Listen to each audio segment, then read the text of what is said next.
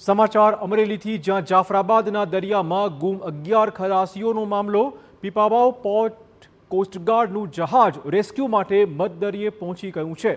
Pipavav પોર્ટથી 30 nautical mile દૂર આ operation માટે રવાના કરાયું છે। કોસ્ટગાર્ડની ટીમ દ્વારા સમુદ્રમાં રેસ્ક્યુ ઓપરેશન ચલાવાઈ રહ્યું છે। જાફરાબાદના તોફાની દરિયામાં ટીમ દ્વારા રેસ્ક્યુ કરાયું છે। 3 બોટ ડૂબી જતા 11 ખલાસીઓ થયા હતા લાપતા। ખલાસીઓની શોધખોળ માટે તોફાની દરિયામાં આ રેસ્ક્યુ ઓપરેશન શરૂ કરાયું છે।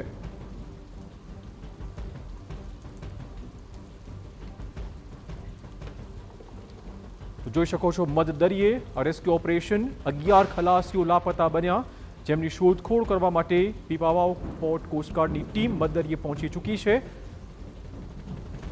30 નોટિકલ માઇલ દૂર ઓપરેશન માટે આ ટીમને રવાના કરાઈ છે।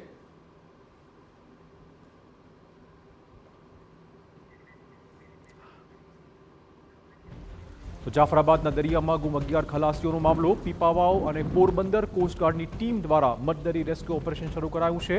કોસ્ટગાર્ડના જહાજો રેસ્ક્યુ માટે દરિયામાં તૈનાત થઈ ગયા છે। અમરેલી જિલ્લા કલેક્ટર વિકલ્પ ભારદ્વાજે ટીમ કરી તૈનાત। 2 એરક્રાફ્ટ પોરબંદર અને 2 એરક્રાફ્ટ દમણથી સ્ટેન્ડ બાય રાખવામાં આવ્યા છે। જાફરાબાદ રાજુલા માટે એનડીઆરએફની એક ટીમ પણ તૈનાત રખાઈ છે। જિલ્લામાં વરસાદના કારણે વહીવટીતંત્ર એલર્ટ મોડ પર આવી ગયું છે। જાફરાબાદ દરિયા અને કાંઠા વિસ્તારમાં હાઈ એલર્ટ આપી દેવાયું છે। પીપાવાવ પોર્ટ, શિયાળ બેટ, ધારાબંદર સહિતના કાંઠે એલર્ટ આપી દેવાયું છે।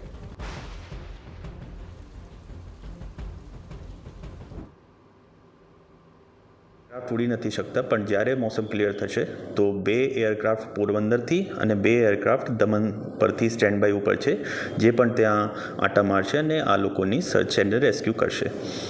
એના સિવાય જેટલી બોટે દરિયામાં હતી એ બધાને પરત આવવા માટે સૂચના આપી દીધી છે। બોટે પરત પણ આવી રહી છે।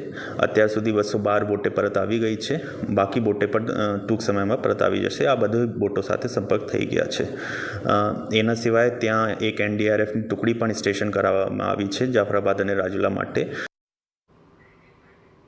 આ મુદ્દે વધુ વાત કરવા જોડાશે અમારા સંવાદદાતા જયદેવ। જયદેવ, શું બધું અપડેટ? કેટલે પહોંચ્યું રેસ્ક્યુ ઓપરેશન?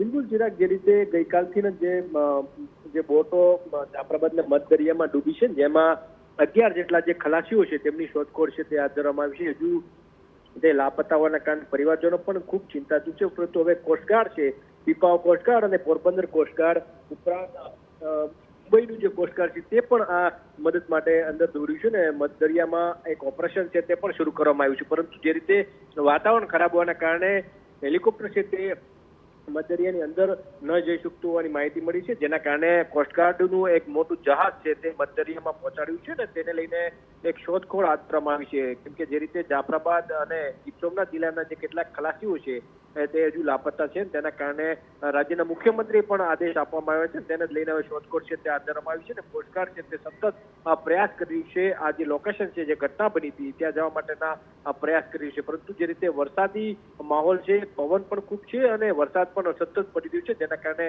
કોસ્ટગાર્ડનું હેલિકોપ્ટર છે તે હવાઈ માર્ગે દૂરથી એક મોનિટરિંગ છે તે કરી રહ્યું છે। ચિરાગ, ધન્યવાદ જયદેવ તમામ જાણકારી બદલ। તો ખાસી તકલીફો વચ્ચે પણ હાલમાં આ ખલાસીઓની શોધખોળ ચાલુ કરી દેવાઈ છે।